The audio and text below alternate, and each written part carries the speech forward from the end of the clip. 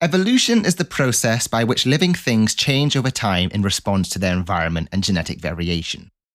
It's one of the most well-supported scientific theories in history, with mountains of evidence from fossils, DNA, anatomy, biogeography, and more.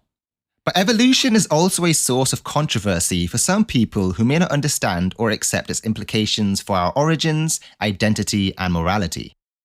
Some people may think that evolution is incompatible with their religious beliefs or that it undermines human dignity and value. But evolution is not a threat to our faith or our humanity. It's a fascinating and beautiful story of how life adapts and diversifies in a dynamic and complex world. It's a story that reveals our connections to all other living things and our responsibility to care for them. And in this episode, we're going to look at some brand new research where scientists have proposed another great example of how evolution has played its part in creating a brand new endemic species. So sit back and relax, because this one's going to be interesting. I'm your host, Mr. EarthGuy, and you're listening to Earth SciShow.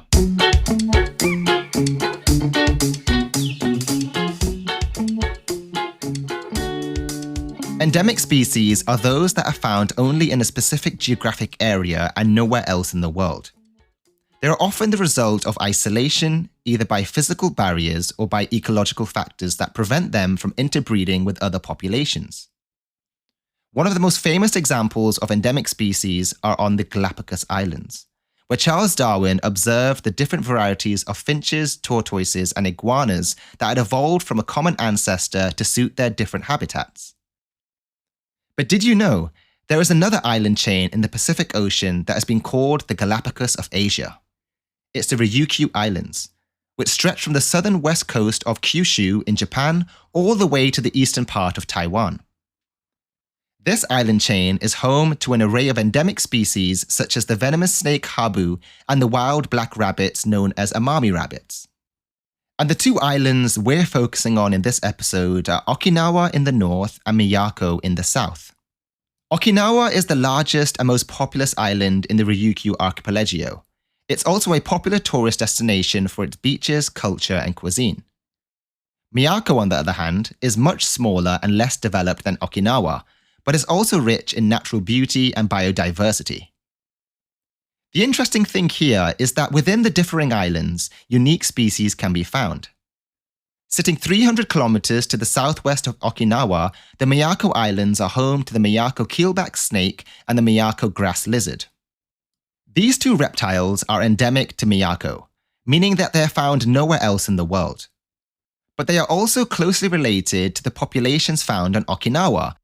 In fact, they're more closely related to the northern Okinawa Islands compared to the southern ones closer to Taiwan, even though those islands are closer to Miyako. So how did these animals end up on Miyako? And more importantly, why are they more similar to those in the northern islands like Okinawa compared to the southern islands? Well, to answer these questions, we need to go back in time. Way back in time. The Miyako Islands are largely flat, with the highest point standing at 110 meters. Most of the islands are covered entirely by a type of limestone known as the Ryukyu group. And based on their distribution and ages, scientists know that the Ryukyu group was deposited between 1.25 million years ago to 400,000 years ago. During this time, there was lots of sea level fluctuation, where the Miyako Island was repeatedly submerged. We know it's submerged due to the shallow deposition of limestones which are only created in aquatic marine environments. But now here's where things get interesting. Phylogenetic analysis of the Miyako keelback snake shows that it became an independent species around 3.1 to 1.8 million years ago. This is a problem, because prior to 2 million years ago, the Miyako Islands were fully submerged, and it wasn't until about 400,000 years ago that the islands became land as it is today. This is when the organisms would have arrived. So where did the animals come from? Well, the answer to that lies in a geological process known as plate tectonics. Plate tectonics is the theory that explains how Earth's surface is made up of moving pieces called plates that collide, separate, or slide past each other. These movements can cause earthquakes, volcanoes, mountains, and islands to form or disappear over millions of years.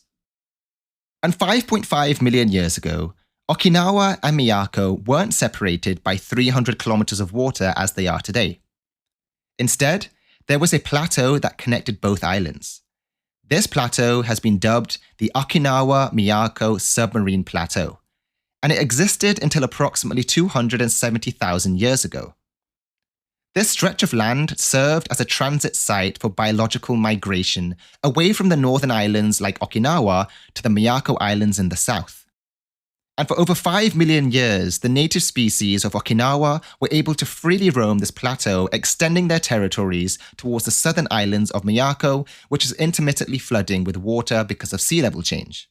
And once the flooding had stopped, around 275,000 years ago, the organisms were freely allowed to move to the Miyako Islands and set up camp. Then, around 270,000 years ago, the submarine plateau submerged due to plate tectonics, isolating the organisms to the Miyako Islands.